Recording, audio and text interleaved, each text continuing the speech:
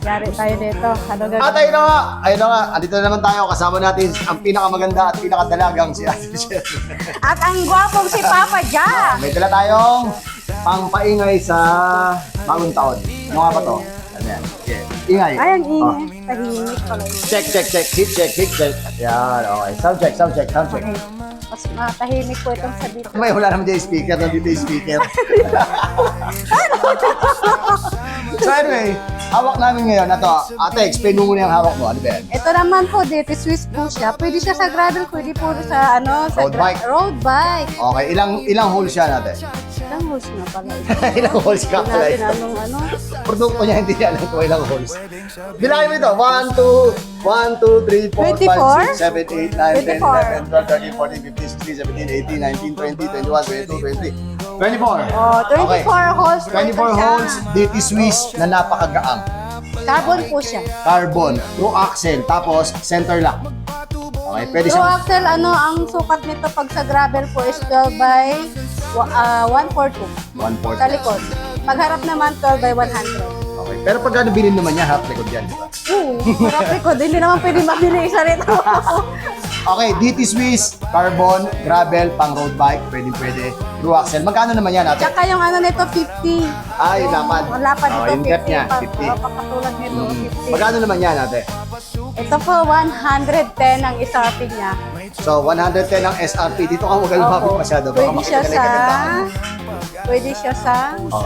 95. Oh, 95. So, 95. Pero may ano pa, negotiable Pero kapag price pa binili yun. nyo to, huwag nyo na sabihin sa asawa nyo, baka mapalayas kayo. Oh. Panahon ng tuition fee ngayon. Okay, kasi magpaliwanag ng isa. Kasi Tapos, itong hawak ko ay, syempre, yung pangalan pa lang, medyo may presyo na. Kasi, elite. Okay? Sound check tayo, sound check. Sige. Grabe, no? Kala mo yung nagagano ng ngipin. So, ito, true axle din ito, tapos 24 din to. 24 din. 24. Tapos, ano yung spokes nito, ate? Bladed ang tawag sa kanya. Bladed ang tawag sa Bladed kanya. spoke. Carbon din to, mga master, ha? Carbon. Pwede itong pang gravel, pwede itong pang Sa road road bike. bike. Okay? So, naka-pillar spokes pala to.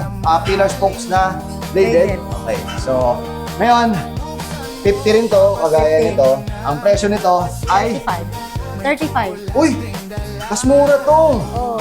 Mas elite pala yan. Kasi this Mas mahal to kasi Oo. DT Swiss. Tapos yung hub na nakalagay dito, elite din. Oo. 35,000 daw to. Tapos, si ate bagong dupet yung dumaan. So, sound check. Okay. So, true axle. Oh. Kung gusto nyo nito, mag-message lang kayo sa Cycle Art. Cycle. Ito, pagka binili nito, siyempre, ano na to, harap at likod, di ba? Tama? Pati Ito yan. naman, 35 yung SRP nito, pwede po siya sa 29. Basta punta lang kayo sa Cycle Art. Marami Tama nagtanong yan. nito Yung sa akin sa marketplace. Oh, yung sukat nito, ano Ano? sukat ng hubs nito? 12 by 142 sa likod, 12 by 100 sa harapan. Alam nyo na, ha? So, Pag gravel po sa road bike, ganun din, parehas lang yun. mag-PM lang kayo sa Cycle Art, sa page sa Cycle Art para ma-accommodate nila kayo at mapadeliver nyo na itong pagkamahal-mahal at pagkaganda-ganda. 110, may discount pa po, negotiable price pa. Right.